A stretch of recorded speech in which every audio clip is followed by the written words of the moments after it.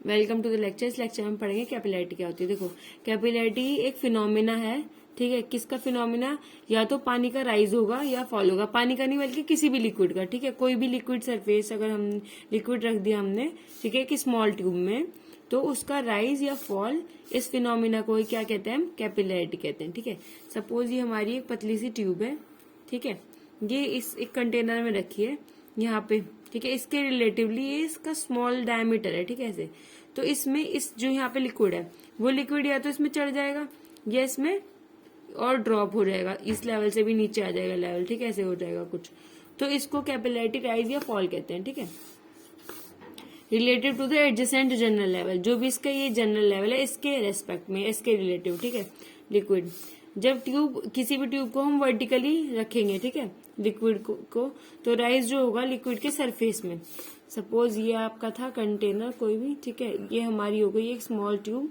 अब यहाँ पे ये लेवल है लिक्विड का, ठीक है, ऐसा। ये बहुत स्मॉल है relatively as comparison to this. तो इसका लेवल यहाँ पहुंच गया, यहाँ से चढ़ के लिक्विड यहाँ आ गया, तो ये क्या हो गया? इससे ज्यादा, इससे ऊपर हो गया, राइज हो गया यहाँ पे, ठीक है। तो इसी को हम क्या बोलते हैं? The rise of liquid surface is known as capillarity rise, को कैपिलैरिटी राइज बोलते हैं।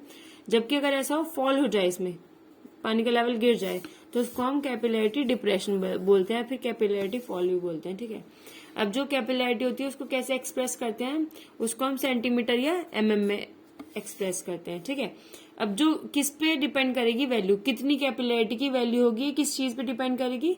कि जो आप लिक्विड ले रहे हो उसका स्पेसिफिक वेट क्या है, ठीक है, और उस कितना डायमीटर है उस ट्यूब का, ठीक है। जो एक आपकी कैपिलैरिटी ट्यूब है, इसका डायमीटर, या फिर ये मतलब एक पाइप टाइप है पतला सा, इसका क्या डायमीटर है ट्यूब का, और सरफेस टेंशन क्या है, सरफेस टेंशन क्या है किसका? लिक्विड का।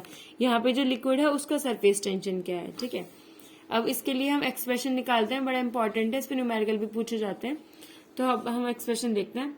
तो हम इसमें क्या कर रहे हैं? कंसीडर कर रहे हैं ग्लास ट्यूब है जिसका डायमीटर बड़ा स्मॉल है, डी है, छोटा सा मतलब डायमीटर है, स्मॉल, ठीक है। दोनों साइड से वो, बोथ साइड से वो क्या है? एंड ओपन है उसके, ठीक है।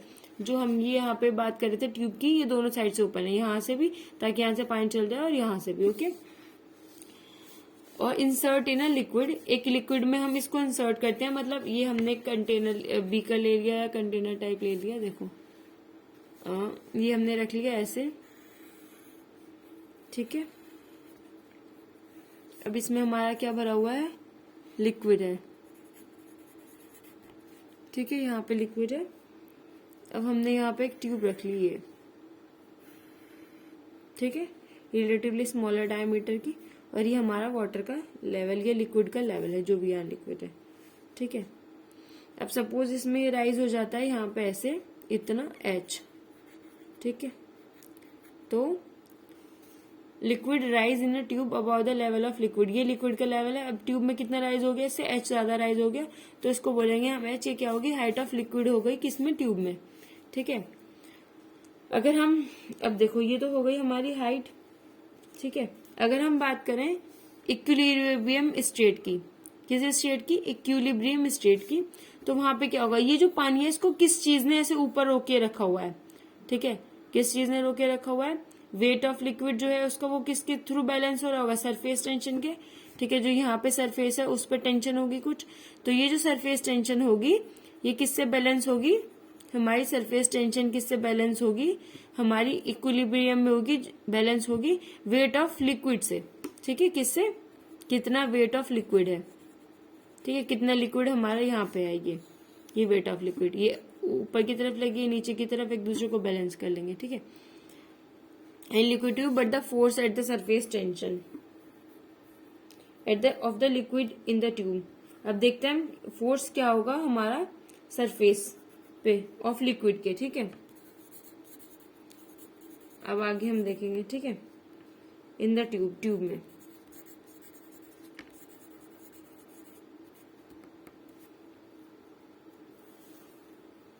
ये किसकी वजह से होगा? फोर्स जो होगा सरफेस पे हमारा सरफेस टेंशन की वजह से होगा। अब हमें पता है सरफेस टेंशन को किससे डिनोट करते हैं? हम सिग्मा से डिनोट करते हैं, ठीक है।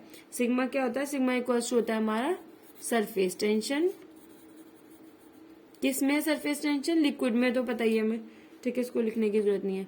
अब एक यहाँ पे एक एंगल इंट्रोड्यूस होगा जिसका नाम है थीटा। ठीक है, ये थीटा क्या होता है, ये होता है एक एंगल। किस किस के बीच का एंगल होता है, एंगल ऑफ कांटेक्ट होता है। ठीक है, कांटेक्ट होता है किसके बीच का, between liquid and glass tube. ये जो यहाँ पे ये ट्यूब, इसको हम क्या बोल रहे हैं, ग्लास ट्यूब। ठीक है, ये हमारी है ग्लास ट्यूब। ओके,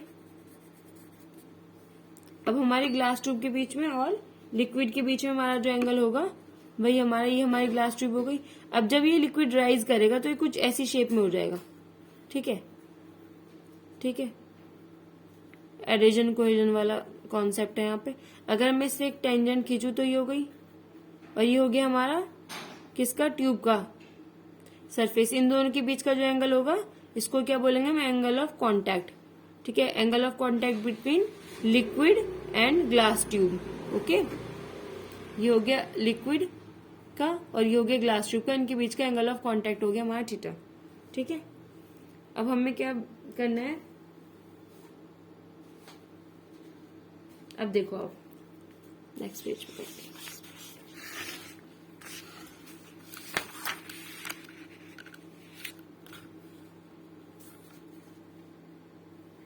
अब हमने क्या करना है, वेट ऑफ लिक्विड लेना है। वेट ऑफ लिक्विड जो होगा हमारा कितनी हाइट का, ऑफ हाइट h।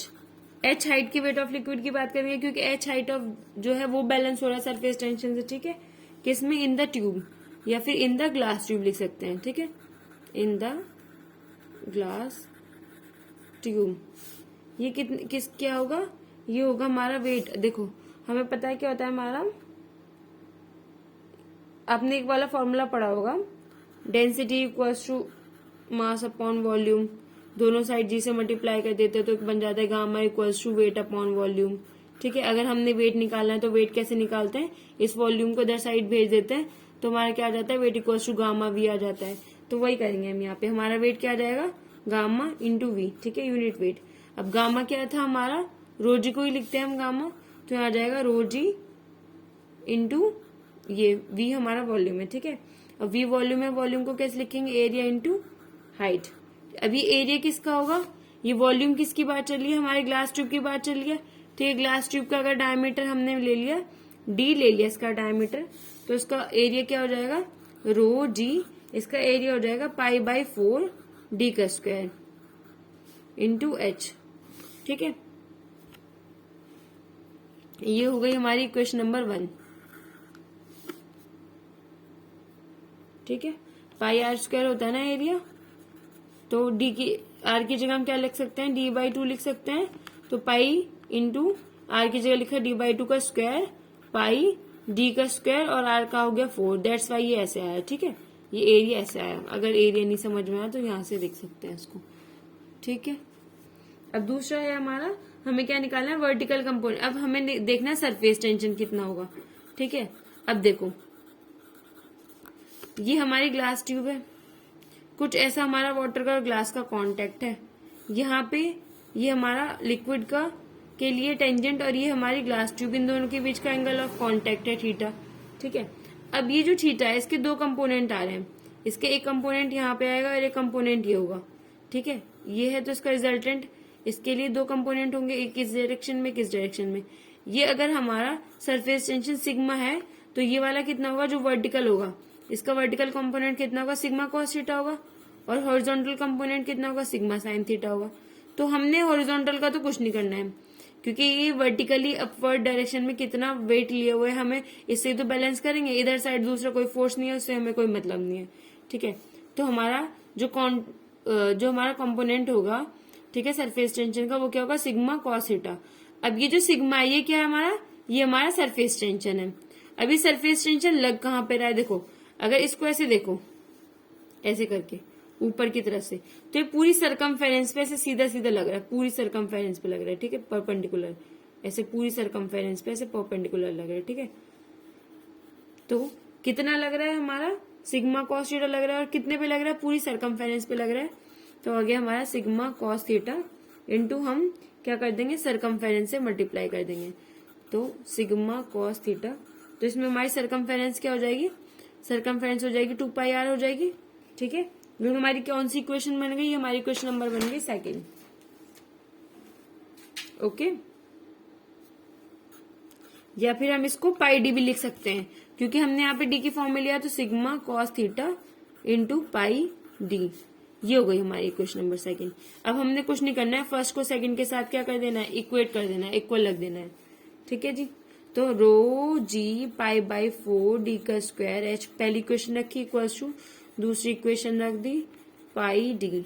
अब क्या क्या कैंसिल आउट हो रहा है, उसको कैंसिल कर देंगे, पाई से पाई जा रहा है, एक डी से एक डी जा रहा है, तो एच की वैल्यू क्या आ जा रही है यहाँ से 4, क्या जाएगी यहाँ से 4 सिग्मा कॉस थीटा, 4 ये यहाँ पे 4 गया, sigma cos theta upon rho g. ठीक है, अपॉन रो इंटू जी, और एक डी यहाँ पे बचा था, ये वाला डी भी आएगा, क्योंकि यहाँ एक डी से डी कैंसिल हुआ था, एक डी बचा था। ठीक है, तो ये हमारी एच की वैल्यू आ गई 4 sigma cos theta upon rho G D. अभी एच क्या था हमारा, हाइट ऑफ कैपिलरी, कितना राइज होगा। कहने का मतलब है, अगर आपको कोई न्यूमेरिकल दे दिया जाए इस तरीके से, आपको बता दिया जाए कि भैया जी एंगल ऑफ कांटेक्ट तो आपने ये दे दिया है, आपको दे दिया, ठीक है, कितना राइज होगा उस लिक्विड का, कितना कैपिलरी राइज होगा, आपको ये बताना होगा। आपको दे देगा इसकी डेंसिटी क्या है, ठीक है जी, आपने रख देना है कितने डायमीटर की ट्यूब है ये, ठीक है, जिसमें कैपिलरी राइज हो रहा है, और सरफेस टेंशन ये है, तो आप आराम से निकाल सकते हो। या ऐसा भी कर सकता है, वो हाइट दे देगा आपको, डायमीटर दे देगा, एंगल ऑफ कांटेक्ट दे देगा, पूछेगा कितना सरफेस टेंशन होगा अगर ऐसा हुआ, इतना राइज हो रहा है कैपिलरी का। ठीक है, तो इस पे न्यूमेरिकल आते हैं, इंपॉर्टेंट है। ठीक है, इसलिए अब इसकी कुछ कंडीशंस होती हैं कि अगर थीटा की वैल्यू इतनी हो और थीटा की वैल्यू इतनी हो, ठीक है, कॉस थीटा की, अगर थीटा की वैल्यू 0 है तो हम उसको यूनिटी 1 ले सकते हैं।